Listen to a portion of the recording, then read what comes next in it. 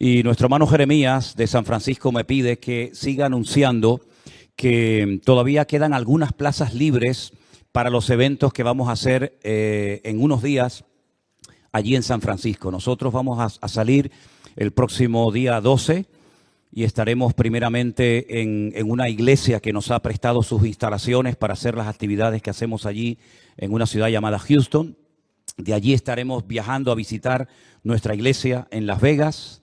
De ahí saltaremos a la ciudad de San Francisco, donde también estaremos llevando eventos y reuniones especiales. Y finalmente iremos a lo que es Florida para estar con los hermanos y con algunas iglesias que nos han invitado. Hace unos días recibí una invitación de un pastor que hace muchos años que no veo, Pastor Rubén. El pastor de su iglesia yo lo conocí en una marcha que hubo una vez por Jesús, por las calles de allí, de esa ciudad de Florida. Pero ese pastor ya está en la presencia del Señor. A él le hacía mucha ilusión conocer las Islas Canarias.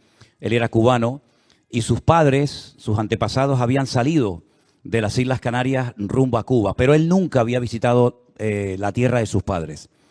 Vio su sueño cumplido, estuvo aquí con nosotros un tiempo, hace ya muchos años. Y tiempo después partió a la presencia del Señor. Ya era un pastor, un hermano muy mayor. Y se quedó este pastor que les hablo, el pastor Rubén, y me llamaba hace unas semanas y me decía, mira, tengo muchas ganas de que vengas a nuestra iglesia. No entraba, digamos, dentro del programa a visitar la congregación de este hermano, pero bueno, nos une una amistad de hace mucho tiempo. Yo también tengo muchas ganas de verlo. Así es que yo les voy a pedir, bueno, seguramente después Anderson y Jerónimo lo van a estar recordando, oración, ¿verdad? Para que el Señor nos guarde, nos dé fuerza, nos ayude en este viaje que va a ser muy largo, muy intenso, donde vamos a hacer pues muchos miles de kilómetros, atendiendo a centenares y a miles de personas que viajarán haciendo un gran esfuerzo para poder ir a estos eventos, ¿verdad? Así que pedimos la oración de parte de todos ustedes. Amén, hermanos. Y quiero dar la bienvenida en esta tarde a una hermana que viene con su sobrino de Marbella, ¿no? De la provincia de Málaga. Os podéis poner de pie si no os importa, ¿eh? Su nombre era Mari Carmen, y el tuyo era Jesús. Bueno, le damos un fuerte aplauso de bienvenida a la tía y al sobrino. Súbeme el micrófono. Amén, gloria a Dios. Bienvenidos, Dios os bendiga. No sé si hay alguien por primera vez en esta tarde en la iglesia, o ya todos... Ah, perdón, también vienes con una prima, ¿es? ¿Sí? ¿Tu nombre era? ¿Cómo? Amén. Es que los venezolanos y los cubanos cada vez me lo ponen más difícil, ¿eh? Bueno, Dios te bendiga. Damos un aplauso también de bienvenida a ella, ¿vale? Dios te bendiga. Muy bien. Gloria a Dios. Muy bien, hermanos. Vamos a orar un momentito. Cierre sus ojos si es tan amable. Vamos a pedir que en esta tarde lo que vamos a estar compartiendo sea de bendición para todos nosotros y que podamos disfrutar de esta palabra que el Señor habla en nuestros corazones. Cada persona es un mundo, dice el refrán, ¿no? Y no todos los presentes tenemos la misma necesidad. Dios conoce tu vida, tu situación laboral, económica, matrimonial. Dios conoce a todos nuestros hermanos que están conectados en todas partes del mundo en este momento. Pero la palabra de Dios es tan poderosa y tan maravillosa que cuántas veces cuando termina uno, sea yo o cualquier otro pastor, de predicar, muchas personas dicen, hoy el Señor habló a mi corazón, pero lo que el Señor te habló a ti no tiene nada que ver con lo que le habló a la otra persona. Pero esa es la riqueza de la palabra de Dios, que a todos nos habla cuando abrimos el corazón y queremos que el Señor ministre a nuestras vidas. Así que pidamos la bendición del Señor para esta palabra en esta tarde. Padre Celestial, gracias te damos desde lo más profundo de nuestros corazones por este privilegio tan grande que nos estás dando, Señor, de poder reunirnos en este lugar. Ya te hemos alabado, te hemos adorado, hemos participado, Señor, del pan y del vino, recordando tu muerte, tu resurrección, tu venida. Ahora pedimos, Señor, que tu palabra habla a nuestras vidas y que podamos salir de aquí renovados, fortalecidos en la fe, para seguir adelante en esta carrera que tenemos por delante. Nos ponemos en tus manos y pedimos todo en el nombre de Jesús. Amén y amén. Quiero invitarles, si quieren venir conmigo, o lo pueden ver en la pantalla de la iglesia, La lectura que voy a leer se encuentra en el segundo libro del Antiguo Testamento, el libro de Éxodo, capítulo 11. A partir del versículo 1, la palabra del Señor nos dice así. Dios le dijo a Moisés, una plaga traeré aún sobre Faraón y sobre Egipto, después de la cual él os dejará ir de aquí, y seguramente os echará de aquí del todo. Habla ahora al pueblo y que cada uno pida a su vecino y a su vecina alhajas de plata y de oro. Y Dios le dio gracia al pueblo en los ojos de los egipcios. También Moisés era tenido por gran varón en la tierra de Egipto a los ojos de los siervos de Faraón y a los ojos del pueblo. Dijo pues Moisés, el Señor ha dicho así, a la medianoche yo saldré por en medio de Egipto y morirá todo primogénito en la tierra de Egipto. Desde el primogénito de Faraón que se sienta en su trono hasta el primogénito de la sierva que está detrás del molino y todo primogénito de las bestias. Y dice la Escritura, y habrá gran clamor por toda la tierra de Egipto, cual nunca hubo ni jamás habrá. Pero contra los hijos de Israel, desde el hombre hasta la bestia, ni un perro moverá su lengua, para que sepáis que el Señor hace diferencia entre los egipcios y los israelitas. Y descenderán a mí todos estos tus siervos, e inclinados delante de mí dirán, vete, tú y todo el pueblo que está debajo de ti, y después de esto yo saldré. Y salió muy enojado de la presencia del faraón. Pero Dios le dijo a Moisés, Faraón no os oirá para que mis maravillas se multipliquen en la tierra de Egipto. Moisés y Aarón hicieron todos estos prodigios delante de Faraón, pues el Señor había endurecido el corazón de Faraón y no envió a los hijos de Israel fuera de su país.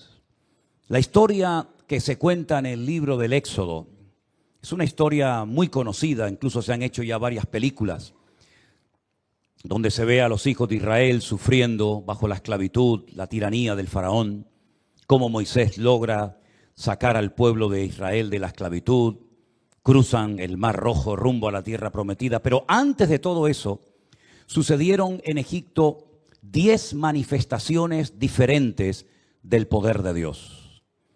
Lo que conocemos como las 10 plagas, aunque ahora vamos a ver que en el texto original en hebreo no se emplea la palabra plaga, sino vamos a ver qué palabra se emplea. Esas son las 10 plagas que el Señor mandó en un período de aproximadamente un año a los egipcios con varios objetivos, con varios propósitos.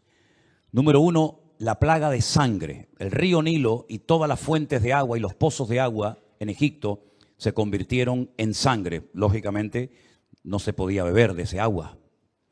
La segunda plaga que mandó fue una plaga muy molesta, porque dice la Biblia que todas las habitaciones, las casas de los egipcios se llenaron de ranas. Recuerdo que una vez estuve en Cuba y me prestaron una habitación que estaba llena de ranas. Y por la noche las ranas hacen mucho ruido. En la cama de matrimonio dormíamos 3, yo bien pegado a la esquina, otro hermano flaquito, flaquito en el centro y otro hermano en la parte de allá. Y después 7, 8 por el suelo, rodeados. Pero había un pastor durmiendo conmigo esa noche que le tenía pánico a las ranas. Y yo le dije, mira, la próxima vez que me vuelvas a despertar, te tiro por la ventana y te vas a dormir con las ranas. Porque las ranas se nos subían por la cama. No, pero vamos a ver, no sé qué. Se nos subían por las camas y las ranas cuando se posan en el cuerpo son muy frías. Pero con el calor que hacía en Cuba, yo agradecía que se me subieran todas las ranas de Cuba, ¿no? Y el pastor no pegó ojo en toda la noche. Cuando ya por fin parece que el hombre ya estaba ya un poco ya aceptando la realidad, oímos un grito, pero como que lo estuvieran matando. Y es que fue al baño a medianoche y el baño estaba lleno de ranas y el hombre salió corriendo. Así que para los egipcios esta plaga tuvo que ser un golpe psicológico muy fuerte porque no pudieron dormir durante unos cuantos días. La tercera plaga, no sé si fue peor todavía, la plaga de piojos. No sé por qué cada vez que hablamos de piojos a la gente le empieza a rascar la cabeza, ¿ven? Siempre pasa lo mismo. Es como cuando uno bosteza, varios bostezan a la vez. Cuando se habla de piojos, la gente empieza, no sé, cuidado con las que tienen el pelo largo, que son las más fáciles de coger los piojos. Plaga de moscas. ¿Habrá algo más molesto que una mosca, hermano? A veces me han preguntado, ¿y para qué el Señor creó las moscas? Para que no nos durmamos fácilmente, será, ¿no? No. La plaga en el ganado fueron unas úlceras terribles, unas enfermedades en la piel, en los animales de los egipcios, que morían. Y claro, si se quedaban sin animales, imagínense, se quedaban sin comida. Después vino una plaga terrible que afectó la piel de todos los ciudadanos de Egipto. Unas úlceras terribles, una especie como de lepra. La plaga de granizo, fíjate, un país donde a la sombra hay 50 grados y que el agua se congelara es todo un milagro, porque el granizo es agua congelada. Hizo un daño en las cosechas tremendo y también mató a mucha gente y animales. La octava fue la plaga de langostas. La número 9, plaga de tinieblas. Dice que eran tinieblas tan espesas que casi se podían palpar. Sin embargo, en el campamento, en las casas de los hebreos, dice que había luz permanente. Pero en la parte de los egipcios, una tiniebla terrible. Y finalmente, sin lugar a dudas, una de las plagas peores, que fue la décima, la definitiva, la que ya golpeó duramente a Faraón y a su descendencia, fue la plaga de la muerte de todos los primogénitos. Vamos a poner ahí una palabra para que ustedes la puedan pronunciar, digamos la fonética de la palabra hebrea, señales y maravillas, es otot u moftín. Otot son señales, moftín son maravillas. En ningún momento el texto hebreo emplea la palabra plagas, sino que cada vez que aparece una plaga, según nuestra Biblia, la palabra que aparece es una señal o una maravilla. Eran señales y maravillas para los tiempos de los egipcios, sobre todo para el faraón. A través de esas plagas, Dios fue desmantelando toda la idolatría de Egipto. Porque detrás de esos animalitos, detrás de esos piojos, de esas ranas, de esas aguas, etcétera, etcétera, había un Dios, había un ídolo, había una imagen que supuestamente tenía que proteger a los habitantes de Egipto. Sin embargo, hicieron todos el ridículo porque ninguno de esos dioses fue capaz de proteger ni al ganado, ni a las personas, ni a las cosechas, ni absolutamente nada. Un ataque terrible a todos los dioses, un ataque por supuesto a los egipcios y al faraón. Toda la geografía de Egipto quedó afectada, y Egipto es un país, como ya saben ustedes, bastante grande. Pero sobre todo lo que el Señor intentaba era resaltar su control y poder por encima de todo. De la tierra, del aire, de los animales, de la vida, absolutamente de todo. Faraón tenía que entender que él no era un dios, que sus dioses no servían absolutamente para nada, pero que el Dios creador del cielo y de la tierra, del cual hablaba Moisés y Aarón, era el Dios que controlaba absolutamente todo. Y cuando quería hacer algo lo hacía, y cuando quería anular un decreto lo anulaba, y todo eso fue durante un periodo de un año. Faraón perdió la capacidad de poder controlar el país. Se le fue el país de las manos. Tuvo que reconocer que él no podía hacer absolutamente nada para evitar la catástrofe que estaba experimentando su país. Pero también algo muy importante, y es que él estaba constantemente rodeado de brujos, de adivinos, de magos, que en algunas ocasiones intentaron imitar algunas de estas señales o maravillas de parte de Dios, pero al final tuvieron que reconocer de que ellos no tenían el poder para poder hacer exactamente lo mismo que hacía Moisés, con aquella vara que el Señor le había dado.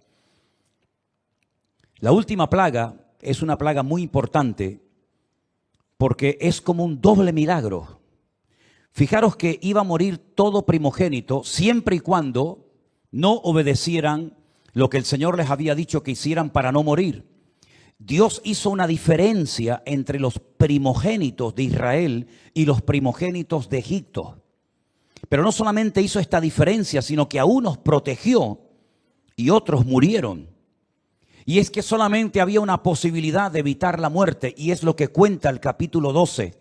Y lo que hemos celebrado en esta noche, pan y vino, viene de aquella celebración llamada la fiesta de Pascua o de Pesaj. Porque la primera vez que se celebró en la historia la fiesta de la Pascua precisamente fue en Egipto. La noche que salieron de la esclavitud rumbo a la tierra prometida. Por eso en el capítulo 12 dice: este mes os será principio de meses para vosotros este será el primero de los meses del año. Es curioso porque ese mes en el que se celebra la Pascua es el mes de Aviv. La palabra Aviv significa primavera. Es decir, que el año para ellos, el año religioso me refiero, no empieza en enero, como en nuestro calendario, sino que el año religioso para ellos empieza con la celebración de la Pascua en el mes de abril, generalmente, cuando el pueblo tiene que celebrar la fiesta de la Pascua, recordando la liberación de la esclavitud de Egipto. Y las instrucciones para celebrar esta fiesta eran muy interesantes.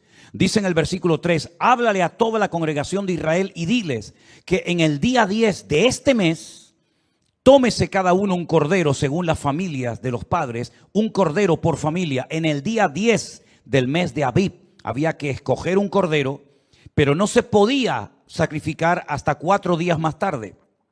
Dice en el versículo 4, mas si la familia fuere tan pequeña que no basta para comer el cordero, entonces él y su vecino inmediato a su casa tomarán uno según el número de las personas, conforme al comer de cada hombre haréis cuenta sobre el cordero. El animal, escuchen bien, será sin defecto, macho de 1 año. Lo tomaréis de las ovejas o de las cabras y lo guardaréis hasta el día 14 de este mes y lo inmolará toda la congregación del pueblo de Israel entre las 2 tardes. Tenían que estar 4 días examinando al cordero para que no tuviera ningún defecto. Ustedes saben que animales con defectos estaban totalmente prohibidos consagrarlos al Señor. Este fue uno de los grandes pecados, una de las grandes abominaciones que cometió el pueblo de Israel en los tiempos del profeta Malaquías. Si ustedes leen el capítulo 1 del profeta Malaquías, van a encontrar que una de las cosas que el Señor le reprochaba al pueblo es que siempre le ofrecían a Dios en sacrificio lo peor. El cojo, el enfermo, el ciego, el que estaba defectuoso, se lo entregaban al Señor como sacrificio. Y entonces es cuando el Señor, a través del profeta Malaquías, confronta al pueblo y le dice, ¿por qué ese animal defectuoso o enfermo, que está totalmente desacreditado para ser presentado como sacrificio al Señor, ¿por qué no se lo presentas a tu príncipe cuando le invitas a comer? O a tu padre, o al sacerdote. ¿Verdad que no te atreverías a hacer semejante disparate? ¿Por qué entonces me ofrecéis a mí lo que no sirve y lo que sirve se lo quedan ustedes? Era tan dura la rebeldía y la desobediencia del pueblo en el tiempo del profeta Malaquías que no eran conscientes de que lo que estaban haciendo era una falta de respeto a Dios tremenda, pero lo seguían haciendo. Así es que ellos tenían que estar 4 días desde el día 10 del mes de Aviv hasta el día 14 examinando escrupulosamente si ese animal era apto para ser sacrificado. Es curioso notar cuántos días estuvo el Señor en Jerusalén antes de ser crucificado en la cruz. Miren cuando Él entra triunfalmente a la ciudad de Jerusalén, Él que era el Cordero de Dios que quita el pecado del mundo, ¿se acuerdan? ¿Cuántos días previo a la cruz estuvo el Señor Jesucristo en Jerusalén? Y subía al templo y cuando querían apedrearlo, cuando querían matarlo, Él decía, ¿por qué buena obra me matáis? En otras palabras, Él se expuso para que durante 4 días lo examinaran, lo probaran y llegaran a la conclusión de que era el Mesías verdadero o otro falso Mesías de tantos que habían aparecido por allí. Por supuesto, Él no tenía ningún defecto, ni muchísimo menos, todo lo contrario. Los defectuosos éramos nosotros. Él era el Cordero perfecto que vino a derramar su sangre y su vida por nosotros en la cruz del Calvario. Amén, hermanos. Ahora dice, tomarán la sangre y la pondrán en los postes, en los 2 postes y en el dintel de las casas en las que han de comer. Y aquella noche comerán la carne asada al fuego y panes sin levadura con hierbas amargas las comerán. Hasta el día de hoy, cuando en Israel o fuera de Israel celebran la fiesta de la Pascua, la comen exactamente igual, con las mismas instrucciones, los mismos ingredientes, las mismas hierbas amargas, los mismos panes sin levadura que se llaman matzá, exactamente igual. Porque ellos quieren recordar perpetuamente, porque fue un mandamiento que el Señor dijo que lo tenían que celebrar por generaciones, perpetuamente, para que nunca olvidaran las maravillas, las cosas tremendas que el Señor hizo por ellos antes de sacarlos de la esclavitud en Egipto. Comeréis entonces ceñidos vuestros lomos, versículo 11, con vuestro calzado en vuestros pies, con vuestro bordón en vuestra mano, y lo comeréis apresuradamente porque es la Pascua para Dios. Ellos esa noche iban a salir. ¿Cuánto tiempo habían estado los hijos de Israel en Egipto? Se cree que aproximadamente unos 420. No siempre de esos 420 años fueron esclavos. Probablemente la esclavitud no duró más de 200 años. Pero sea como sea, hubo muchísima gente, miles de personas, que nacieron como esclavos, vivieron como esclavos y murieron como esclavos. Nunca fueron libres. Siempre estuvieron bajo el yugo, bajo la opresión de los egipcios y del faraón. Era humanamente hablando imposible salir de allí. ¿Cómo se iban a rebelar un montón de esclavos contra el imperio militar más poderoso de la época? No había ninguna capacidad, no había ninguna posibilidad, humanamente hablando, de que Israel algún día fuera libre. Es más, y es mi opinión, si el Señor no hubiera intervenido como intervino y si no hubiera hecho las maravillas y las señales que hizo, probablemente el pueblo de Israel hoy en día no existiría. Hubieran todos muerto en Egipto, hubiera sido otro de tantos pueblos que ya dejó de existir y no se sabe absolutamente nada de ellos. Y hay docenas y docenas de imperios y de pueblos que los estudiamos en los libros de historia, que dejaron algún rastro arqueológico, pero de ellos no queda absolutamente nada. Israel hubiera sido exactamente igual, pero Dios, nuestro Dios, le había dado una promesa al patriarca Abraham y le había dicho que su descendencia ocuparía una tierra, la tierra de Israel, para siempre. Pero ¿cómo iban a salir de la esclavitud en Egipto, hermanos? No tenían armas, no tenían capacidad, no tenían el entusiasmo, la fuerza, ni siquiera la fe de poder ser libres de aquella opresión terrible. Pero el Señor dice en la Biblia que cuando vio que ya estaban agobiados y clamaron y oraron, el Señor les envía un libertador. Y ese libertador fue un hombre que cuando era niño fue salvado de una forma milagrosa de la muerte. Porque se había proclamado un edicto, un decreto, de que todos los niños tenían que ser arrojados vivos al río Nilo. Y allí morirían.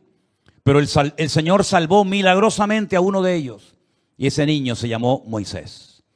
Y hemos leído esta tarde en la historia que Moisés, cuando tenía 40 años, después de haber sido adoptado, nada más y nada menos que por la hija del faraón, él salió a ver cómo vivía la gente en Egipto. Y seguramente algo le hirvió la sangre por dentro, porque dice que vio a un egipcio abusando de un hebreo, de un israelita. Y entonces él dice que se levantó contra él y lo mató. Y tiene que huir durante 40 años. Y cuando este hombre tiene 80 años de edad, el Señor lo llama.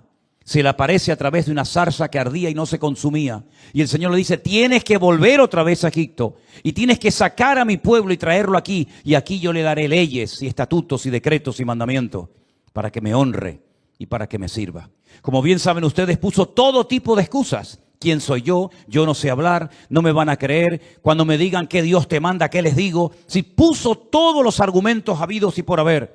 Pero el Señor le fue respondiendo a uno, a otro, a otro, a otro, a otro. Hasta que finalmente él se convence de que él va a ser el instrumento de Dios. Como Dios ha utilizado muchos instrumentos a lo largo de la historia, ahora él iba a ser el instrumento en las manos del Señor para sacar al pueblo de la esclavitud en Egipto. Y lo hizo, pero no fue fácil. Cuando él llega a Egipto y pide audiencia con el faraón y va junto con su hermano Aarón, la Biblia dice que fueron arrojados de su presencia. El faraón no quiso bajo ningún concepto aceptar que era el tiempo de dejar de abusar de ellos y dejarlos salir y perder la mano de obra que estaba construyendo pues muchísimos edificios y palacios y cosas en Egipto. Y no solamente no los dejó ir, sino que además los castigó, diciéndoles que la paja que tenían que utilizar para construir los ladrillos que se la daban los egipcios, ahora ellos tenían que buscarla y el número de ladrillos que tenían que presentar cada día no iba a disminuir. Algunos dudaron de que realmente Moisés fuera el enviado de Dios. A veces hay personas que no saben interpretar la dureza de las circunstancias. Se afligen, se hunden, se deprimen cuando aparentemente todo va mal. Pero yo les dije no hace mucho tiempo atrás que cuando peor están las cosas es cuando más grandes son las manifestaciones del poder de Dios. Siempre ha sido así. Siempre ha sido así. Cuando parece que ya no hay posibilidad, cuando parece que ya tenemos la soga al cuello, cuando parece que ya no hay remedio para esta situación, es cuando Dios viene siempre en nuestro auxilio, en nuestra ayuda. Y podríamos poner docenas y docenas de ejemplos. ¿Se acuerdan ustedes cuando el jueves les hablaba de Jonás? ¿Quién iba a sacar del vientre de aquel enorme pez a Jonás? Ese hombre iba a morir sí o sí en el vientre de aquel enorme pez por su rebeldía, por su desobediencia, por no querer poner en práctica el llamado que Dios le había dado en su vida y que él sabía perfectamente en qué consistía. Pero dice la Biblia que Jonás, ¿qué hice? Clamé al Señor, desde la angustia invoqué al Eterno y el Eterno me respondió. Y fuera de toda posibilidad, aquel pez lo vomita y él finalmente va a la ciudad de Nínive a predicar la palabra de Dios, y toda la ciudad se convirtió desde el más grande hasta el más pequeño. ¿Qué posibilidades había? ¿Qué posibilidad había de que ese hombre pudiera salir con vida? Ninguna. Pero lo que es imposible para los hombres es posible para nuestro Dios. ¿Qué posibilidad había de que una mujer ya avanzada en edad pudiera ser madre y pudiera concebir y de ese salieran como las estrellas de los cielos? Ninguna. Incluso cuando recibe la profecía o la promesa de que va a ser madre, dice la Biblia que se echó a reír. Y por eso el Señor, para que no se olvidara de que un día se rió de la promesa de Dios, a su hijo le puso risa. Eso es lo que significa el nombre Yitzhak o Isaac, el que reirá. Porque antes de reír hay que llorar para poder valorar la risa y el gozo. ¿Quién le iba a decir a Abraham, cuando fue al monte Moriah a sacrificar a su hijo, que el Señor iba a presentarle un carnero para que ocupara el lugar de su hijo? Nadie, él no lo sabía. Él iba dispuesto a sacrificar a su hijo. Pero cuanto más difícil esté la situación, más grande será la manifestación del poder de Dios en tu vida. Amén, hermanos. ¿Quién le iba a decir a Pablo cuando se le hunde el barco rumbo a Roma que iba a salvar la vida en medio de una tormenta en el mar Mediterráneo? Se le hunde el barco. Él ya había dicho, no zarpen, no salgan. Esta brisa no, les está engañando. Viene un huracán, viene tormenta, se avecina una tormenta tremenda. No le hicieron caso. Finalmente el barco se rompe en 1000 pedazos y quedan ahí flotando en alta mar como náufragos. Una muerte segura. El Señor lo protegió. Llega a la orilla de la isla de Malta. Hace frío, está lloviendo. Recoge ramas para hacer un fuego. Le pica una víbora en el brazo. Todo el mundo dice tiene que ser un criminal, un homicida, un hombre que la justicia le está persiguiendo por todas partes. Finalmente los que dijeron que era un homicida, ¿saben lo que dijeron? Es un Dios. Es un Dios en forma humana. ¿Quién nos iba a decir? ¿O quién le iba a decir a los discípulos tristes y destrozados, verdad? En aquella habitación donde decían, ahora van a venir a por nosotros y nos van a matar también a nosotros. ¿Quién les iba a decir que de repente se aparece el Señor así de la nada, con las puertas y las ventanas cerradas y les dice, paz a vosotros? ¿Quién les iba a decir a ellos que lo iban a volver a ver y abrazar y a comer con Él y caminar con Él 40 días más antes de que fuera otra vez llevado a la gloria? No sé cómo está la situación de tu vida, no sé qué fuerte es la tormenta, qué oscura es la tempestad que estás atravesando, pero lo que está bien claro es que cuanto más difícil y más cerrada parezca la puerta, más grande será la manifestación del poder de Dios. Amén, hermanos. Miren la ironía de la vida. Quisieron matar a todos los niños varones y a uno lo adoptó nada más y nada menos que la hija del faraón y lo crió como si fuera su propio hijo. 40 años. ¿Qué sentido del humor tan grande tiene nuestro Dios? ¿Me vas a criar al que te va a reventar el país dentro de 40 años? Porque sin lugar a dudas las 10 plagas fueron una ruina económica para Egipto. Terrible. Lo perdieron absolutamente todo. La ganadería, la agricultura, el heredero al trono también lo perdieron. La credibilidad del faraón. Todo quedó totalmente destruido y desmantelado, porque cuando Dios toma una determinación, nada ni nadie lo puede detener. ¿Cuántos dicen amén? Estamos viviendo en unos tiempos difíciles, claro que sí, y más difíciles que se van a poner. Y me llama mucho la atención que cuando uno, por ejemplo, lee el último libro de la Biblia, estas plagas están en el segundo libro de la Biblia, y uno dice, bueno, Esto eran cosas que pasaban antes, estas plagas, ¿no? Estas señales, estos prodigios. ¿Saben ustedes que cuando les toque leer el libro del Apocalipsis, o a lo mejor algunos ya lo están leyendo, en el capítulo 8 van a encontrar que en los últimos tiempos, en los tiempos de la tribulación, habrá una plaga de granizos y los granizos pesarán 1 talento. ¿Alguien sabe cuánto pesa 1 talento en la Biblia? ¿Cuánto pesa 1 talento? 1 talento pesa 45 kilos. Así que aunque salgas con paraguas, me parece a mí que poco va a servir. Dice la Biblia que caerán granizos del peso de 1 talento sobre ciertas y determinadas partes de la tierra, como en los días de Moisés, pero multiplicado por 20. También en el capítulo 8 dice que parte de las aguas de los océanos, de los ríos y muchos lagos de la tierra se convertirán en sangre. Exactamente igual que ocurrió en los días de Moisés en la tierra de Egipto. En el capítulo 9 del libro del Apocalipsis dice que habrá una plaga de langostas tan tremenda que arrasará con cientos y miles de hectáreas de comida y vendrá una hambruna a muchas naciones de la tierra sin precedentes. En el capítulo 16 dice que aparecerá una enfermedad en la piel de la gente, como las úlceras en los tiempos de Moisés en Egipto, que la gente dice que buscará la muerte y la muerte huirá de ellos. Y también en el capítulo 16 se profetiza que habrá en la tierra una plaga, una señal tremenda de tinieblas y también, de ranas. Así es que, queridos hermanos, cuando leemos en la palabra de Dios qué es lo que será, y la respuesta bíblica es lo mismo que fue las plagas que se vieron en Egipto para convencer al orgulloso y arrogante faraón de que él no era Dios, de que el Dios, el verdadero, era al que se le estaba predicando. En los últimos tiempos también volverán a haber plagas y señales y maravillas para que el mundo reconozca que hay un Dios que es el que controla, el creador del universo, que por más que se rían de él, por más que se burlen de él, el que controla los tiempos, el que quita y el que pone, es el creador del cielo y de la tierra. ¿Cuántos dicen amén? Ese es nuestro Dios. La Biblia dice en el versículo 13, la sangre os será por señal en vuestras casas. Esa sangre que ponían en la puerta, en los dinteles, en los postes de la casa, iba a ser una señal.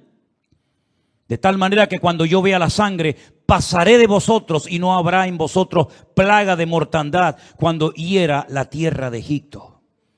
Este día os será en memoria y lo celebraréis como fiesta solemne para Dios durante vuestras generaciones. Por estatuto perpetuo lo celebraréis durante 7 días. Durante 7 días están recordando todo lo que ocurrió en Egipto. Y dice el versículo 17, y guardaréis la fiesta de los panes sin levadura, porque en este mismo día saqué vuestras huestes de las tierras de Egipto. Por tanto guardaréis este mandamiento por vuestras generaciones, por costumbre perpetua. ¿Saben? En otras palabras, hay cosas que no tenemos que olvidar, cosas que Dios ha hecho por tu vida. Algunos están aquí que han venido de otras naciones porque Dios permitió que tú pudieras venir. Pero otros que quisieron venir se quedaron en el camino y no tuvieron la oportunidad que tú has tenido.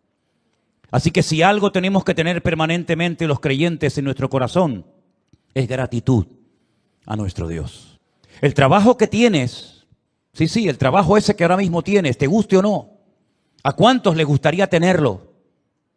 ¿Saben que una vez oí que hubo una crisis tan terrible en Europa que cuando alguien estaba a punto de morir en un accidente porque se había caído de un andamio o había tenido un accidente de tráfico, la gente salía corriendo y le preguntaba, ¿dónde trabajas? No iban para ayudarlo, sino para decirle, ¿dónde trabajas? Porque como sé que vas a morir, esa plaza de trabajo se va a quedar vacía y yo quiero aprovechar tu muerte para buscarme la vida. ¿Saben, queridos hermanos? El hombre no aprende y olvidamos rápidamente las bendiciones que Dios ha derramado sobre nuestras vidas. ¿A cuántos de los que están aquí el Señor en su momento los sanó de alguna enfermedad tal vez maligna, que a lo mejor te hubiera quitado la vida si no hubiera sido por la misericordia de Dios? ¿A cuántos el Señor le concedió el deseo, la petición de su corazón? Y tal vez a otros no. Así que mantengamos siempre en nuestras vidas la actitud de gratitud. Gracias por la ropa, gracias por la vida, gracias por el trabajo, gracias por la comida. Que nunca seamos ingratos. Porque una de las cosas que el Señor le dijo a este pueblo que vio estas maravillas, cuando entren en la tierra prometida, no se olviden que no es por vuestra gracia, por vuestro poder, por vuestra sabiduría, todo lo que estáis viendo como bendición, sino es por mi poder y es por mi misericordia y es por el amor que yo tengo hacia vosotros, y no es porque ustedes sean mejores que nadie. Porque la Biblia dice que el Señor los escogió porque nadie los quería. ¿Quién quería comprar a una nación de esclavos? ¿Quién quería comprar a un grupo de personas que estaban condenados a la muerte, sí o sí? Pero el Señor nuestro Dios, dice la Biblia, que es un especialista en comprar, en adquirir lo que nadie quiere, lo vil y lo menospreciado, para avergonzar a aquellos que se creen algo. ¿Cuántos dicen amén? Estaba leyendo una historia en un libro en esta semana, me llamó mucho la atención y yo la escribí aquí y me gustaría leérsela. ¿Puedo? Gracias, En cierta ocasión, un señor feudal había mandado a comprar al mercado un buen pescado para agasajar a un invitado muy importante. Grande fue su sorpresa al regresar su servidor, pues el olor del pescado hacía notar que se trataba de un pescado en mal estado. Obviamente el vendedor pensó en aprovecharse del humilde y sencillo servidor, pero el potentado señor feudal le haría pagar muy caro semejante actitud. En persona se dirigió al mercado escoltado por varios de sus hombres armados. Al llegar frente a la pescadería, al ruin comerciante no le quedó más remedio que reconocer su mala intención. El señor feudal le dio a elegir qué castigo le iba a dar: comerse el pescado podrido, ser azotado o pagar 10 monedas de plata. ¿Ustedes cuál hubieran escogido, hermanos? El comerciante especuló que lo mejor y más barato sería comerse el pescado. Así que optó por la primera opción. ¿Pero qué pasó? Luego de un par de bocados, el asco fue tal que no pudo seguir comiendo y pidió el segundo castigo. Por lo menos no tendré que gastarme mi dinero.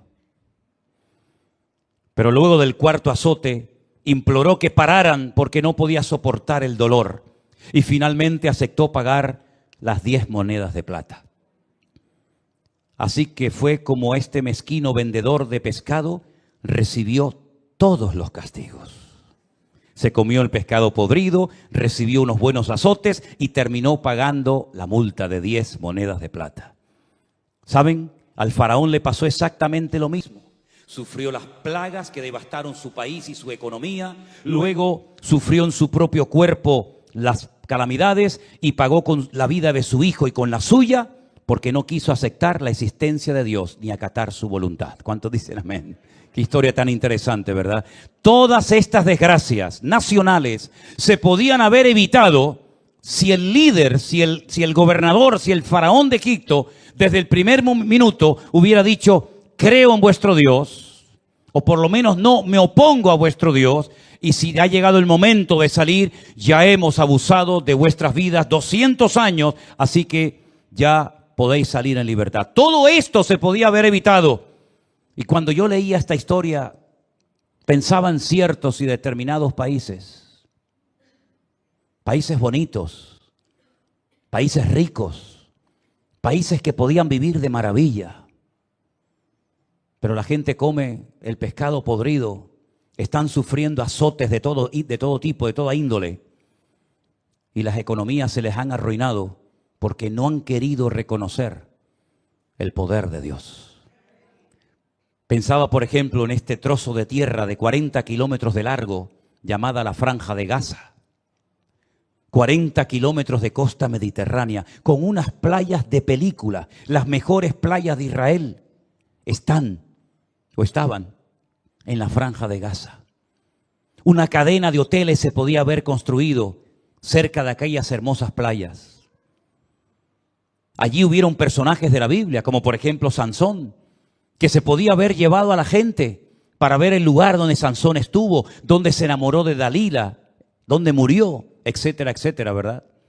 Pero sin embargo, aquella hermosa franja de tierra la han convertido en un lugar totalmente destruido por la mala cabeza de sus gobernantes.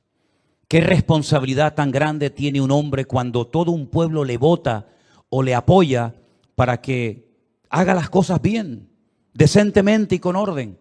Pero lamentablemente vemos que cada vez hay más naciones, ricas por cierto, todas y cada una de ellas, que están totalmente destruidas, desmanteladas, y siempre los que pagan los platos rotos son los de siempre, el pueblo, los de abajo. Luego, cuando ya lo han roto todo, cuando ya no hay nada más que llevarse, cogen su helicóptero, su avioneta o su avión y se van a donde ellos ya tenían planeado hace años irse, y tienen la vida de sus hijos, de sus nietos y de sus bisnietos asegurada sin ningún problema.